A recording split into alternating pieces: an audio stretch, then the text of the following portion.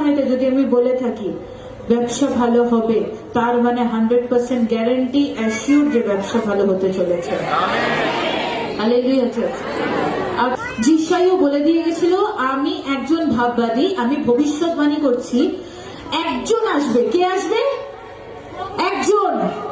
বলেনি প্রভু যিশু, বলেছে কি একজন আসবে, তিনি আসলে পরিত্রাণ পাবে, তিনি আসলে তার পথ খুব ভালো হবে, তিনি আসলে যারা মৃত হয়ে আছে তারা জীবিত হবে। তার মানে কি, যারা অল্প বিশ্বাসী আছে তারা বিশ্বাসী হবে তিনি আসলে।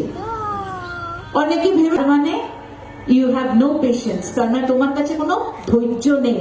তুমি যদি এখানে ধৈর্য না দিতে পারো, তুমি তাহলে কোথায় ধৈর্য দেবে?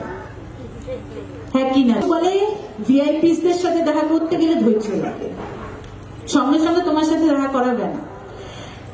হি ইজ দি ভিআইপি, তো ভিআইপি তার সাথে দেখা করতে গেলে you have to stay patience.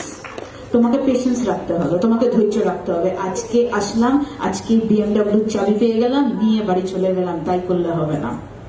আপনাকে একটা ছোট্ট বাড়ি করতে গেলেও আপনাকে সেরকম স্যালারি আপনাকে সেভিংসে রাখতে হবে।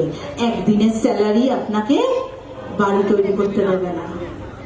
তাহলে সেখানে যদি আমরা সেভিং করতে পারি, তাহলে ঈশ্বরের জন্য নয় কেন চার্চ? নয় কেন? প্রভু যিশু কি বলছে?